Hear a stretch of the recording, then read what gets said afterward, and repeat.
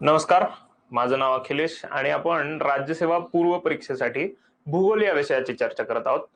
आजची चर्चा किंवा या व्हिडिओमध्ये होणारी चर्चा ही अनालिटिकल प्रकारची असेल. त्याच्यामध्ये आपण प्रिव्हियस इयर क्वेश्चन्सची चर्चा करणार आहोत. तुमचा राज्यसेवा पूर्व परीक्षेसाठी जो करायचा अभ्यास आहे त्याची दिशा कशी असली पाहिजे याबद्दल सगळी चर्चा असेल. तर या चर्चेमध्ये आपला मुख्य जो हेतू आहे किंवा या चर्चेचा जो केंद्र भाग आहे हा प्रिव्हियस इयर क्वेश्चन्स तर असणारच आहे, शिवाय त्यावर बेस्ड जे काही लेक्चर्स आपण आता पुढे घेणार आहोत त्याचं एकूण रचना कशी असेल, त्यात स्ट्रक्चर, त्यातलं कॉन्टेंट काय असेल या सगळ्याबद्दल सुद्धा मी थोडं इंट्रोडक्टरी बोलेन. सोबतच काही काही गोष्टी आहेत ज्या पूर्व परीक्षेसाठी करणं अनिवार्य असतं त्याबद्दलही मी थोडी चर्चा करेन. सुरुवात करू राज्यसेवा परीक्षेच्या लेक्चरला. हो चालेल. येस. आता भूगोल आणि पर्यावरण हे दोन्ही विषय आपण एकत्र पकडलेले. ठीक आहे, म्हणजे लेक्चर्स मी जेव्हा राज्यसेवा पूर्व परीक्षेचे लेक्चर्स म्हणतो तेव्हा मी भूगोल आणि पर्यावरण ह्या दोघांना एकत्र पकडतो, आणि जेव्हा जीएस बद्दल बोलतो तेव्हा भूगोल, पर्यावरण, डिझास्टर मॅनेजमेंट हे सगळं एकत्र येतं. मुख्य परीक्षेबद्दल आता चर्चा नाही, फक्त पूर्व परीक्षेचा विचार केला तर भूगोल आणि पर्यावरण मिळून साधारणतः 17 क्वेश्चन्स दरवर्षी येतात. 17 प्रश्न, कधी कधी ते 20ही जातात. मग 100 पैकी 20% म्हणजे 100 पैकी 20 प्रश्न जर एकाच विषयावरच असेल, भूगोल आणि पर्यावरण जे अगदी जवळचे विषय आहेत, त्यांना वेगळं करणं योग्य नाही, असं येत असेल तर हा विषय नक्कीच महत्वाचा आहे, सायन्स इतकाच. म्हणून त्याचं एक्झॅक्ट अनालिटिकल इंटरप्रिटेशन होणं गरजेचं आहे. मी फक्त जस्ट एकदा हे चेक करतो. ओके, जर काही असेल तुम्हाला अडचण तर तुम्ही मला मेसेजमध्ये सांगा. मी सगळ्यांचे प्रश्न एकत्रच बघेन. पूर्वी मला जे सांगायचंय ते पहिले मी डिलिव्हर करतो. एकतर आजपर्यंत 2015 ते 2024 या वर्षांमध्ये जेवढे काही प्रश्न विचारले गेले भूगोल आणि पर्यावरणावर त्यांची संख्या तुम्हाला इथे कॉलम मध्ये दिसत असेल. हे कॉलम मध्येच किंवा ग्राफ मध्ये रिप्रेझेंटेशन करण्याचं कारण कुठल्या वर्षी कमी आहेत ते पटकन कळतं. पिक्टोग्राफिकली तुमच्या डोक्यात लगेच येतं की 18, 19, 20 ला कमी होते. हेच आकडेवारीमध्ये थोडं लक्षात येत नाही. 2015 ते 2024 एवढेच वर्ष घेण्याचं कारण 2025 चे जे काही पेपर आहे तो आपण या सगळ्या अनालिसिसच्या शेवटी बघणार आहोत की आपण काढलेलं अनालिसिस आणि 2025 ला पडलेले प्रश्न यांच्यात काय साम्य. ठीक आहे, म्हणून इथे फक्त 2015 ते 2024 एवढ्याच प्रश्नांचं विश्लेषण दिसतंय. 15 ला 18 होते, 24 ला 15 आहेत, आणि मध्ये 18 ते 15 कधी 20 गेलाय ह्या दरम्यानच साधारणतः प्रश्न असलेले दिसत आहेत. मग या 10 वर्षांमध्ये एकूण 156 प्रश्न विचारले गेले भूगोल आणि पर्यावरण विषयावर. त्यातले सर्वात जास्त प्रश्न जे विचारले होते ते भारताच्या भूगोलावर विचारले, मग महाराष्ट्राचा भूगोल, मग मूलभूत भौगोलिक संकल्पना, मग पर्यावरण, आर्थिक भूगोल आणि जागतिक भूगोल. हा क्रम आहे. जेव्हा आपण वेगळ्या परीक्षेचा विचार करतो, कंबाईनचा विचार करतो, युपीएससी प्रिलिम्सचा विचार करतो, तेव्हा हा क्रम बदलतो. म्हणूनच तुम्ही जेव्हा एका विशिष्ट परीक्षेचा अभ्यास करत असता तेव्हा तुम्हाला त्या परीक्षेला डेडिकेटेडलीच अभ्यास करावा लागतो, कारण हा क्रम सगळ्यात महत्वाचा असतो. तुम्ही कशावर भर देताय आणि कुठली गोष्ट कमी करताय यावर तुम्हाला किती मार्क्स येणार हे अवलंबून असतं.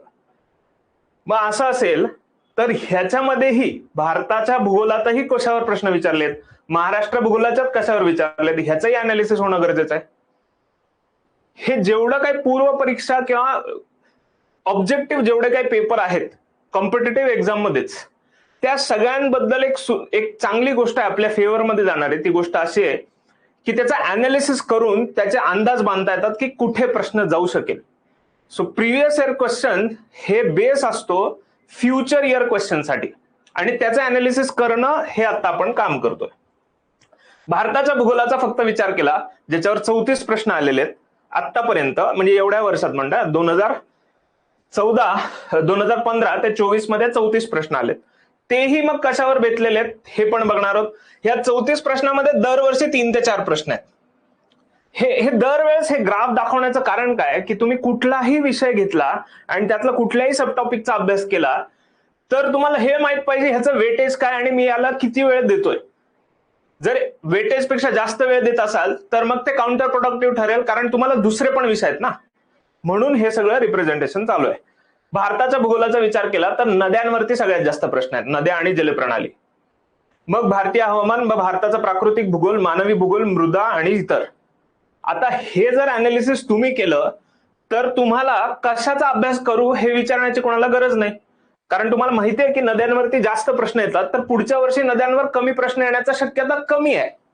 बरं, पुढच्या वर्षी कमी आले, त्याच्या पुढच्या वर्षी परत येणार आहे. ह्यालाच आपण ट्रेंड असं म्हणतो. हा ट्रेंड कधी चुकला किंवा आपल्याला जसं अपेक्षित आहे तसे प्रश्न नाही आले तरी काही प्रॉब्लेम नाही, कारण ज्याच्यावर प्रश्न येतात ह्याचा तर अभ्यास तुम्ही करणारच आहे ना. नद्यांचा अभ्यास तुम्ही खूप जास्त केला ह्याचा अर्थ मृदा, खनिज संपत्ती, मानवी भूगोल हे करणार नाही असं थोडी आहे. ह्याचा पण अभ्यास करणार आहे, पण आपण जास्त पाठांतर, रिव्हिजन ज्याची जास्त करणार आहे हे वरचे विषय असणार आहेत. हे तुमच्या अभ्यासाशी संबंधित चाललंय.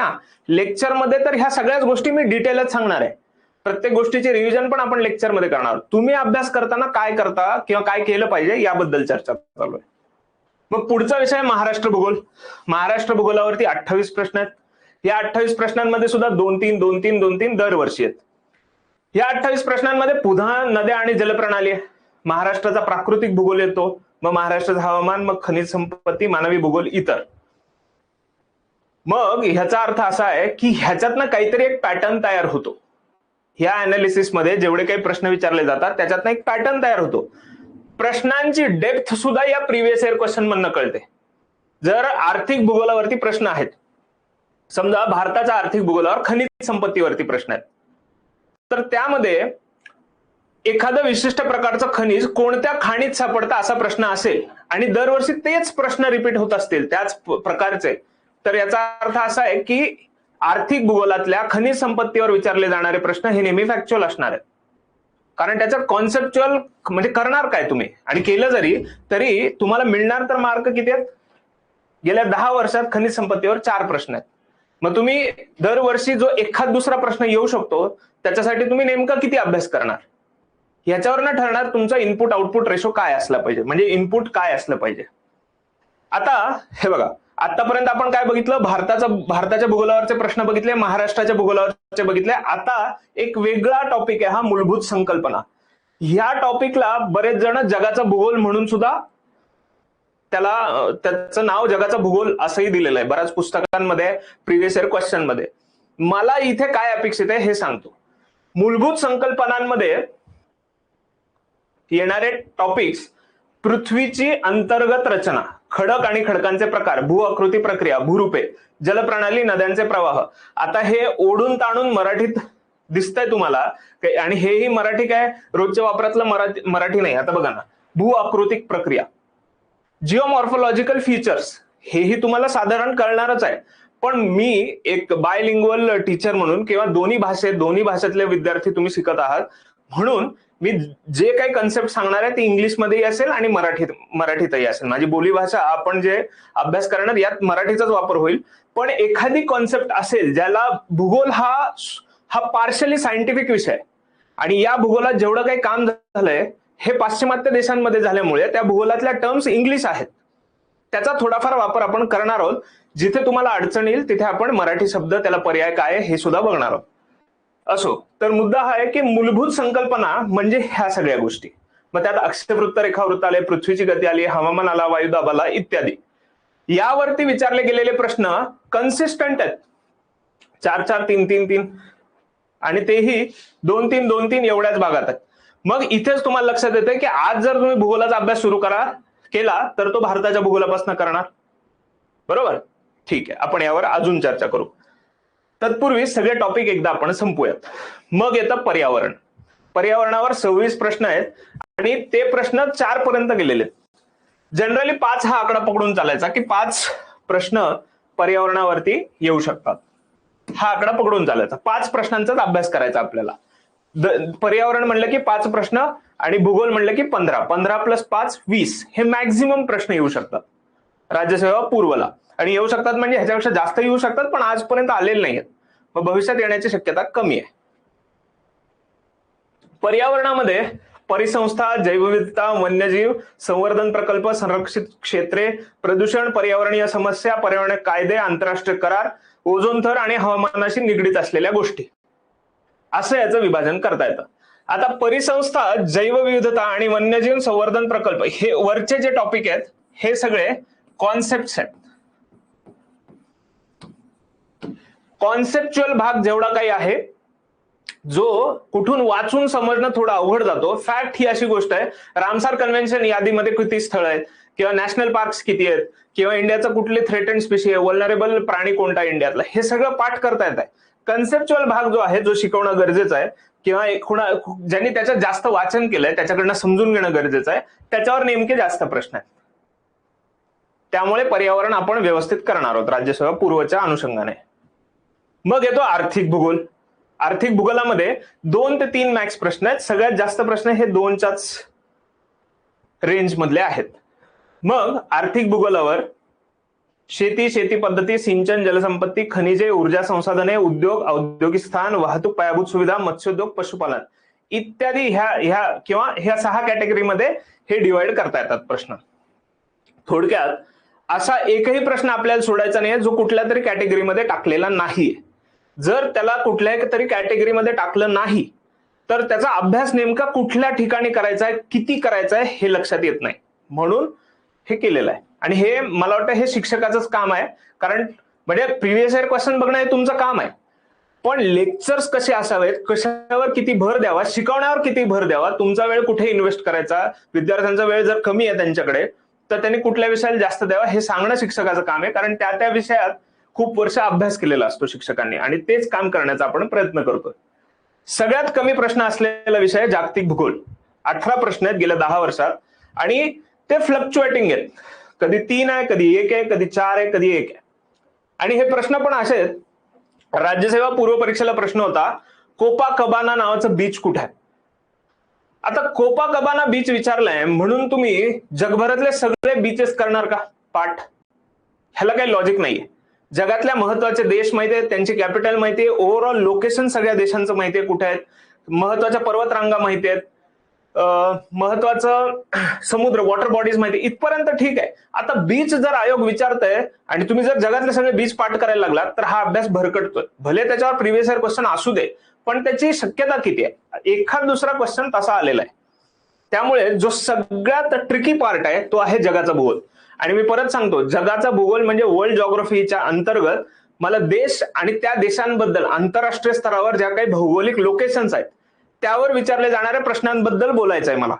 बऱ्याच पुस्तकांमध्ये मी ज्याला मूलभूत संकल्पना म्हणलोय त्याला जगाचा भूगोल म्हटलेला आहे. हे कन्फ्युजन टाळण्यासाठी फक्त सांगतो. कारण मूलभूत संकल्पनांमध्ये आपण जिओमॉर्फोलॉजी बघणार, क्लायमेटॉलॉजी बघणार, ओशनोग्राफी, किंवा जे काही भूगोलाचे असे भाग आहेत जे भूगोलाची समज तुम्हाला येण्यासाठी गरजेचे आहेत, ते सगळे आपण मूलभूत संकल्पनांमध्ये पकडलेले आहेत. खंड, त्यांची वैशिष्ट्ये, पर्वत श्रेणी, पठारे. आता पर्वत श्रेणी पण बघा, अँडीज नावाचा पर्वत हा साऊथ अमेरिकेच्या पश्चिम भागात आहे. त्यालाच लागून वरती नॉर्थ अमेरिकेच्या पश्चिम भागात रॉकीज नावाचा पर्वत आहे. इतके बेसिक प्रश्न तर येत नाहीत, पण ह्याबद्दल तुम्हाला माहिती आहे. अँडीज पर्वताच्या पश्चिमेला कोणतं वाळवंट आहे, पूर्वेला कोणतं वाळवंट आहे, अशी जेनरिक माहिती सगळी तुम्हाला माहिती आहे, आणि ती पण व्यवस्थित पाठ आहे. तर त्या केसमध्ये तुम्हाला तसे प्रश्न सुटण्याची शक्यता जास्त असते. मग आपण कुठपर्यंत जायचंय हे सांगणं माझं काम असेल. नद्या, सरोवरे, सागरी वैशिष्ट्ये. आता सगळ्यात मोठी नदी कोणती, सर्वात मोठं सरोवर कोणतं, सरोवर मग व्हॉल्यूम नुसार कोणतं आहे, का फ्रेश वॉटर कुठलं आहे, का सॉल्ट कुठलं आहे, असे प्रश्न, अशा फॅक्ट्स ज्या युपीएससीने पहिले विचारलेल्या आहेत. युपीएससीने विचारलेल्या फॅक्टवर जर आपण कमांड आणली तर त्याच्या पुढे जास्त करायची गरज नाही. मग त्यांनी कोपाकबाना बीच विचारू दे, नाही तर अजून काही विचारू दे. ठीक आहे, ओके. मग जर या 2015 ना, 2015 ते 2024 या वर्षांमध्ये, 10 वर्षांमध्ये विचारलेल्या प्रश्नांचा जर आपण सरासरी काढली तर साधारणतः 17.6 अशी सरासरी निघते. आणि 2024 पर्यंत काढली आपण. मग 2025च्या पेपरमध्ये प्रश्न किती आले, 18. इथे बघा, भारताच्या भूगोलावर 3.4 ऍव्हरेज निघतं. त्या वर्षी प्रश्न जास्त आहेत. 2025ला 7 प्रश्न आहेत. महाराष्ट्राच्या भूगोलचा ऍव्हरेज निघतं 2.8, विचारलेत किती? 3. मूलभूत संकल्पना 2.8, 3. पर्यावरण 2.6 ऍव्हरेज निघतं, 4 विचारलेत. हायएस्ट 5 विचारलेत म्हणलं ना मी. आर्थिक भूगोलावर 2.2 निघतं, एकच प्रश्न विचारलाय. आणि त्या वर्षी 2025ला जागतिक भूगोलावर प्रश्नच नाहीये. म्हणजे हा काही असा भाग नाहीये ज्याच्यावर आपण रिलाय राहिलं पाहिजे मार्कांसाठी. पण हा अतिशय महत्वाचा पार्ट आहे. सॉरी, हा भारताचा भूगोल हा अतिशय महत्वाचा पार्ट आहे ज्याच्यावर आपण खूप अभ्यास केला पाहिजे. कारण ट्रेंड तसा सांगतो. जर 2025चा पेपर झाला नसता आणि त्याच्या आधी आपण हे डिस्कस करत असतो, तर मी 25च्या पेपरसाठी तुम्हाला हेच म्हणलं असतं की ह्याचा ऍव्हरेज जास्त निघतंय बाकी कोणाही पेक्षा, तर तुम्ही भारताच्या भूगोलावर फोकस करा आणि त्याचं तुम्हाला फळही मिळालं असतं. 7 प्रश्न आलेत 2025ला. थोडक्यात मला असं सांगायचंय, प्रिव्हियस इयर क्वेश्चन्सचं अनालिसिस केलं तर बऱ्याच गोष्टी सॉल्व्ह होतात. मेन म्हणजे तुमचा वेळ वाचतो. तुम्हाला भूगोल या विषयाचा अभ्यास करायचा नाहीये, तुम्हाला एम्प्लॉयमेंट हवी आहे, बरोबर? मग भूगोल हा विषयाचा अभ्यास समजून घेणारच आहात तुम्ही. पण ते समजा नाही समजलं काही गोष्टी, तर कुठल्या गोष्टी आपल्याला स्किप करता येऊ शकतात ह्याचाही विचार करणं गरजेचं आहे. आपण खूप प्रॅक्टिकली या भूगोल या विषयाकडे बघणार आहोत. मी वैयक्तिक CBSE board, state board, graduates, post graduates, net set करणारी ह्या सगळ्यांना वेगवेगळ्या विद्यार्थ्यांना मी भूगोल शिकवलेला आहे. प्रत्येकाला शिकवताना भूगोल कसा शिकवावा हे बदलतं, कारण त्याची युटिलिटी काय. शाळेतल्या मुलांना भूगोल शिकवताना कितीही वेळ गेला तरी मला भौगोलिक गोष्टी समजून सांगाव्या लागणार आहेत. तुम्हाला मार्क कसे जास्त येतील, स्कोअर कसा वाढेल ह्याच्यावरती माझा फोकस असणार आहे. ठीक आहे? आणि तुमचाही फोकस तोच असावा. एखादा विषय आवडतो त्यामुळे त्याच्यात वाहत जाऊन चालत नाही आपल्याला. इतिहासाबद्दल शक्यतो होतं तसं. तर विश्लेषणावर आधारित अभ्यास करायचं ठरलं तर एवढे विषय राज्यसेवा पूर्व परीक्षेसाठी तुम्हाला करणं गरजेचं आहे. आणि एवढे विषय हे लेक्चरच्या स्वरूपात इथे मांडलेले आहेत. लेक्चर 1 ते लेक्चर 16 एवढे लेक्चर्सचा आपली राज्यसेवा पूर्व परीक्षेची बॅच असेल. ही बॅच ऑनलाईन असेल. ही बॅच उद्यापासूनच सुरू होत आहे. संध्याकाळी 5 वाजता माझे लेक्चर्स असतील लाईव्ह. तर याची सुरुवात आपण लेक्चर 1 ही मूलभूत भौगोलिक संकल्पनांपासून करणार आहोत. आता साहजिक एक प्रश्न पडणं अपेक्षित आहे की भारताच्या भूगोलाला जास्त वेटेज असताना लेक्चरची सुरुवात मूलभूत भौगोलिक संकल्पनांपासून का? तर या प्रश्नाचं उत्तर असं आहे की जेव्हा तुम्ही अंतराळ, पृथ्वी, हे कालमापन किंवा भूगर्भीय रचना, प्लेट टेक्टॉनिक्स, लँडफॉर्म्स, ग्रहीय वारे, स्थानिक वारे ह्याच्या सगळ्याचा अभ्यास जेव्हा तुमचा पूर्ण होतो ना, तेव्हा भारताचा भूगोलाचा अभ्यास सोपा जातो. इथे ही लिस्ट मोठी दिसत असली, ही एवढी मोठी लिस्ट दिसत असली तरी त्याचा लेक्चरचा कालावधी नेमका कमी असणार आहे भारतातल्या लिस्टपेक्षा. भारतात दिसताना इथे बघा, राजकीय, प्राकृतिक, भारतातील नद्या आणि भारताचे हवामान, एवढेच 3च टॉपिक दिसत आहेत. पण ह्या 3 फोल्डरमध्ये खूप जास्त आवर्सचं टीचिंग आहे, खूप जास्त डिस्कशन होणार आहे या भागात आपलं. मग महाराष्ट्रावर जास्त डिस्कशन होणार आहे, मग आर्थिक भूगोलावर कमी होणार आहे आणि ह्या भागात कन्सेप्च्युअल अंडरस्टँडिंग येणार आहे आपल्याला. उदाहरणार्थ मी सांगतो, आता समजा प्लेट टेक्टॉनिक्स डिस्कस करतोय आपण आणि प्लेट टेक्टॉनिक्स मध्ये मी तुम्हाला सांगितलं इंडो ऑस्ट्रेलियन प्लेट युरेशियन प्लेटला धडकल्यामुळे हिमालयाची निर्मिती झाली. ह्याचा अभ्यास प्लेट टेक्टॉनिक्स मध्ये जर तुम्ही केला असेल तर भारतातला हिमालय समजणं सोपं जाईल ना तुम्हाला. म्हणून याचं प्रयोजन असं आहे, हे करताना अतिशय शास्त्रीय पद्धतीनं किंवा सायंटिफिक अप्रोच ठेवून याला केलेलं आहे की आपल्याला माहिती आहे ओव्हरऑल की कोणाला जास्त वेटेज आहे. पण पहिले काय घेतलं पाहिजे शिकवण्यासाठी त्या गोष्टी पहिले घेतल्यात. आणि सगळ्यात महत्वाची गोष्ट म्हणजे ही जेव्हा स्लाइड आपण बघितली, इथे बघा, इथे काय दिलंय, टॉपिक्स दिलेत. इथे काय दिलंय, आपण आतापर्यंत केलेल्या अनालिसिसचा ऍव्हरेज दिलंय. आणि इथे काय दिलंय, 2025ला आलेले प्रश्न दिलेत. सगळ्यात महत्वाची गोष्ट आपल्यासाठी ही आहे की 2025ला आपण ज्या काही कॅटेगरीज काढल्यात त्याच्या बाहेर प्रश्न नाहीये. म्हणजे आपल्याला नेमका अभ्यास कसा करायचा हे फिक्स आहे. आणि म्हणूनच लेक्चर सुद्धा नेमक्या त्याच विषयावर आपण घेणार आहोत जे विषय तुम्हाला राज्यसेवा पूर्वसाठी महत्वाचे आहेत. ओके, आता या लेक्चरचं स्ट्रक्चर जे आहे ते साधारणतः 25 मिनिटं असं असणार आहे. म्हणजे मी जरी लेक्चर 5 ते समजा 2 तास घेतला, ह्या 2 तासामध्ये 25-25 मिनिटांचं डिस्कशन असेल. उदाहरणार्थ आता पहिलं लेक्चर मी स्पेसचं घेतलं. स्पेसमध्ये आपण डिस्कस करतोय की युनिव्हर्समध्ये बिग बँग थिअरी आहे, त्याच्यावर समजा प्रश्न विचारलाय, किंवा सूर्यमालेचा उत्पत्तीबद्दल काही प्रश्न आहेत. ह्या सगळ्या कॉन्सेप्ट 25-25 मिनिटाच्या असणार आहेत. याचा अर्थ असा नाही की लेक्चर 25 मिनिटाचं आहे. लेक्चर असू शकतं, पण 25 मिनिटं यासाठी की दर 25 मिनिटांनी आपल्याला कॉन्व्हर्सेशन करायचं. याला एक पोमोडोरो टेक्निक असं म्हणतात. इटालियन एक विद्यार्थी होता युनिव्हर्सिटीमध्ये शिकणारा, त्यांनी ही मेथड शोधून काढली. त्यांनी पोमोडोरो म्हणजे टोमॅटो, पोमोडोरोचा अर्थ आहे टोमॅटो. त्यांनी टोमॅटोचा टायमर जो असतो ना, याला किचन क्लॉक असं म्हणतात. इटलीमध्ये हे वापरलं जातं, साधारणतः घरात सापडतं. त्यानं काय केलं, तो दर अभ्यासाला बसला की 25 मिनिटाचा टायमर लावायचा. 25 मिनिटं पूर्ण फोकसने अभ्यास करायचा. मग 5 मिनिटाचा ब्रेक, पुन्हा 25 मिनिटं अभ्यास. असे 4 पोमोडोरो कंप्लीट केले की एक मोठा ब्रेक, पुन्हा परत 4 पोमोडोरो. ही पोमोडोरो टेक्निक जी आहे ती तुमच्या शालेय अभ्यासात किंवा माझ्या वैयक्तिक अभ्यासात मी खूप जास्त त्याचा फायदा घेतलेला आहे. तर तो तुम्हालाही मिळावा या दृष्टीनं त्याचं लेक्चरचं जे काय स्ट्रक्चर आहे हे सुद्धा 25 मिनिट्स मध्ये असणार आहे. मग लेक्चर भले मी 1.5 तास घेऊ, 2 तास घेऊ, 1 तास घेऊ, पण त्या लेक्चरचे पार्ट जे आहेत ते 25-25 मिनिटाचे असतील. यामुळे तुम्हाला ते लेक्चर कंझ्युम करणं पण खूप सोपं जातं. 25 मिनिटं खूप जास्त लोड वाटत नाही. असंही होऊ शकतं की एक कॉन्सेप्ट जास्त महत्वाची होती म्हणून मला हे 35 मिनिटं घ्यावं लागलं. पॉसिबल आहे. एका ठिकाणी कॉन्व्हर्सेशन एवढं आपल्या चॅटमध्ये डिस्कस करताना वाढलं, इथे 40 मिनिटं झालं, पॉसिबल आहे. पण आपण प्रयत्न करू की हे 25 मिनिट्सचे असतील. आता बघा, स्पेस हा पहिला लेक्चर 1 काय आपलं अंतराळ.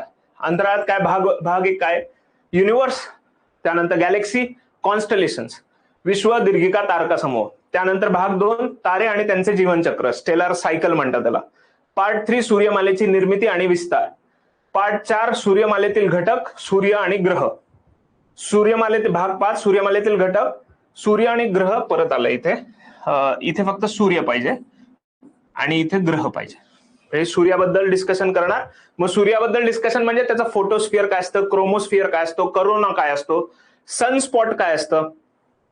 सूर्याबद्दल कितीही डिस्कशन केलं तर ते वर्थ 25 मिनिट्स आहे. कारण ओव्हरऑल अंतराळावरती एखाद दुसरा प्रश्न येऊ शकतो, त्यासाठी 3 आवर्स इज फाईन. आणि 3 आवर्स मध्ये पण काय करायचंय फोकस ते मी सांगणारच आहे. हे आकडे वाढणार कधी, 3च्या ऐवजी समजा 7, 8 कधी होऊ शकतं, जेव्हा इथे भारताचा भूगोल टॉपिक असेल. आलं लक्षात? ओके. मग 6 मध्ये काय, लघुग्रह, धूमकेतू, उल्का इत्यादी. आता नुकतंच करंट अफेअर्स मध्ये तुम्ही बघितलं असेल की एका धूमकेतूवर नासाने यान उतरवलंय. मग त्या अनुषंगाने समजा काही प्रश्न आला तर तो काय येऊ शकतो याबद्दल मी चर्चा करेन. आता भाग 3 मी आता रॅन्डम काहीतरी चूज करायचं होतं मला. लेक्चर 1 आहे हा, याला आपण 3 तास दिले, त्यातला हा भाग 3 डिस्कस करतोय आम्ही. रॅन्डम कुठला तरी एक उचलायचा म्हणून हा भाग उचललाय. आणि हे 25 मिनिटाचं लेक्चर आहे. सूर्यमालेची निर्मिती आणि विस्तार यावर 2017ला प्रश्न काय विचारलाय बघा.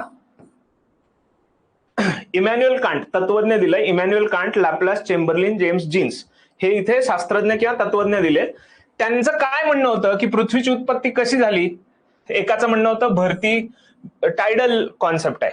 एकाचं आहे की ह्याचे इंग्लिश शब्द जरा बरे, गॅशियस हायपोथिसिस आहे, हे नेब्युलर हायपोथिसिस, हे प्लॅनेटेसिमल हायपोथिसिस. ह्याचे मराठीत आयोगाने असे ट्रान्सलेशन केलेत. ग्रहकण, तेजोमेघ, वायुगोलक, भरती परिकल्पना इत्यादी. असो, आपण इंग्लिश मराठी दोन्ही बघणार आहोत. तर 2017ला हा प्रश्न विचारला आणि हा प्रश्न फेमस आहे, हे तुम्हाला माहिती आहे. हे इथे शास्त्रज्ञ देतात आणि त्याच्या जोड्या लावा सांगतात. ह्याबद्दल तर आपण चर्चा करणारच आहोत. पण हा 2017चा प्रश्न आहे, दिसतंय ना इथे. 2017 मध्ये तुम्हाला एवढं इनफ होतं की तुम्हाला शास्त्रज्ञ माहित पाहिजे, त्यांनी दिलेला सिद्धांत माहित पाहिजे. फार फार तर काय कराल, कधी मांडलाय, सिक्वेन्शियली जोडायचा प्रयत्न कराल. ह्याच्या पुढे प्रश्न जात नव्हते. पण 2022 मध्ये प्रश्न विचारलाय सेफिड सिद्धांत, विद्युत चुंबकीय सिद्धांत, निहारिका सिद्धांत, द्वैत तारा सिद्धांत. नावं बघा. लॅपलास फक्त ओळखीचं आहे तुमच्या. मग कोण आहे, डॉक्टर बॅनर्जी, अल्फ्वेन, लिटलटन. ही नावं तर नाही आहेत ओळखीची. मग त्याच्यासाठी तुम्हाला ही स्लाइड गरजेची आहे. हे जे अपडेशन आहे ना नॉलेजमध्ये, हे प्रिव्हियस इयर क्वेश्चन्सनी येणं. आता बघा, उद्या ह्याच्या ऐवजी अजून 7 सायंटिस्ट सांगितले, हे 4 पण बदलून टाकले आणि नवीन XYZ असे सायंटिस्ट विचारले, तर मग आपण काय करणार, पुढच्या वर्षी ही स्लाइड बदलणार, असं आहे का? तर तशातला भाग नाहीये. हे प्रश्न आलेत कुठून? सविंद्र सिंग नावाचं फिजिकल जॉग्राफीचं पुस्तक आहे. ह्या पुस्तकाची, हे एवढं मोठं जाडं पुस्तक आहे. तुम्ही राज्यसेवा पूर्वसाठी हे पुस्तक करणार आहे का? बरं, तुम्हाला ऑप्शनल जॉग्राफी तर घ्यायचं नाही भविष्यात, म्हणजे ज्यांना घ्यायचं नाहीये त्यांच्यासाठी सांगतोय, तर मग त्यांनी हे पुस्तक का वाचावं? पण प्रश्न तर या पुस्तकात ना आलाय. पेज नंबर 30 हे दिसतंय तुम्हाला, रिसेंट थिअरीज. या रिसेंट थिअरीज मध्ये जेवढी नाव आहेत तेवढी रॅन्डम आयोगाने विचारली. सेफिड सिद्धांत, विद्युत चुंबकीय क्षेत्र.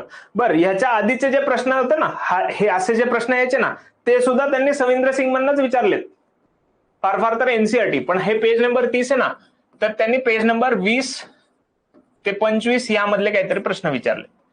तुम्हाला ते 20 ते 25 पण माहिती असणं अपेक्षित नाहीये, हे 30वा पेज पण माहिती असणं अपेक्षित नाहीये. ती अपेक्षा माझ्याकडनं करणं गरजेचं आहे. हे मी युपीएससीला ऑप्शनलला हे पुस्तक शिकवतो. मग हे पुस्तक, आणि यात ना त्यामुळे मला कळलं ना की हे प्रश्न आलाय कुठून, हा आयोगाने विचारला कुठून, ही नावं आली कुठून. तर ह्या पेजवरनं जसे जसे क्रोनॉलॉजिकली उचलली आहेत नावं. जर एखाद्याकडे असेल ते पुस्तक तर चेक करा तुम्ही. मग तुमचा वेळ वाचवण्यासाठी याबद्दल डिस्कशन मी करेन, आणि त्या डिस्कशनचा पण वेळ किती असेल आपल्याला, 3 तासाच्या आत. म्हणजे किती इंटरेस्टिंग, कितीही महत्वाची गोष्ट असली तरी त्याच्यावर प्रश्न किती विचारलेत यावरती आपला सगळा वेळ अवलंबून असेल. आणि अशा सायंटिफिक पद्धतीने जर अभ्यास केला तर अभ्यास वेळेत होण्याची शक्यता आहे. भूगोलाला जास्तीत जास्त मार्क मिळण्याची शक्यता आहे, आणि त्यासाठी तुम्ही शिक्षकांवर रिलाय राहू शकता, जेणेकरून तुम्ही बाकीचा काही अभ्यास करणं तुम्हाला पॉसिबल होईल. तर हे सगळं डिस्कशन या अनुषंगाने केलंय की उद्यापासनं 5 वाजता लाईव्ह बॅच सुरू होते जॉग्राफीची, आणि माझं नाव अखिलेश. ही बॅच मीच कंडक्ट करणार आहे. आपण कॉन्व्हर्सेशन होईल यामध्ये आपलं. तुम्हाला जे काही प्रश्न विचारलेत ते मला तुम्ही इथेच विचारू शकता, आणि मग उद्या आपण भेटूयात 5 वाजता. जर काही प्रश्न असतील ह्या लेक्चरवर तर मला प्लीज विचारा चॅट बॉक्समध्ये. असं दिसतंय की काही असं विशेष प्रश्न नाहीयेत, सगळा हा अनालिटिकल भागच होता. इनफॅक्ट हे इंट्रोडक्शन होतं की उद्यापासून काय होणार आहे. रेफरन्स बुक, राज्यसेवा पूर्वसाठी काय मुख्यसाठी सुद्धा रेफरन्स बुक हे नेहमी एनसीईआरटीच असणार आहे. एनसीईआरटीच्या बाहेर राज्यसेवा मेन्सचं पण बोलतोय आम्ही, म्हणजे जे नाही प्रिलिमसाठी तर फिक्स एनसीईआरटीच आहे. एनसीईआरटी मधले पण कुठले टॉपिक हे मी सांगेन की एवढेच टॉपिक बास झाले. तुम्हाला कुठलंच दुसरं रेफरन्स बुक घ्यायची गरज नाही, माझी दुसेन किंवा कुठलंच नाही. म्हणजे ते सगळं माझं काम आहे. मी एखादी गोष्ट असेल जी तुम्हाला नोट डाऊन करायला सांगेन मी लेक्चरमध्ये, आता तुम्ही एनसीईआरटी वाचणार, एनसीईआरटी मध्ये मी सांगेन ऍड करा ही गोष्ट, तर तेव्हा मग तुम्हाला ऍड करायची ती गोष्ट मी जे काही स्क्रीनवर दाखवेन ती. आणि एक नोटबुक फक्त सोबत ठेवा लेक्चरला असताना. ठीक आहे, अजून काही प्रश्न? तर रेफरन्स बुकचं उत्तर हेच असेल की एनसीईआरटीच हे आपलं बेस असणार आहे. एनसीईआरटी जरी मराठीतनं नसले आणि जर भाषेचं काही अडचण असेल तर ती येणार नाही, कारण स्लाइड मध्ये सगळा कॉन्टेंट मराठीमध्ये आहे. इंग्रजीमध्ये जे अभ्यास करतात त्यांनाही अडचण येणार नाही, कारण I can teach in English also. मी बायलिंग्वल गोष्टी यासाठी करतोय की everybody will be comfortable in the lecture म्हणून. ठीक आहे, ओके. मग काही अडचण नसेल तर मग उद्या आपण भेटूयात साधारणतः 5 वाजता रोज आपण लेक्चर घेणार आहोत. आपला स्पीड किती आहे त्यानुसार हे कळायला 1-2 दिवस जातील. त्यानंतर आपण कन्सिस्टंटली 5 ते ठराविक वेळ लेक्चर्स घेऊन थांबणार आहोत. ओके, चालेल. Thank you so much. आपण भेटूयात उद्या.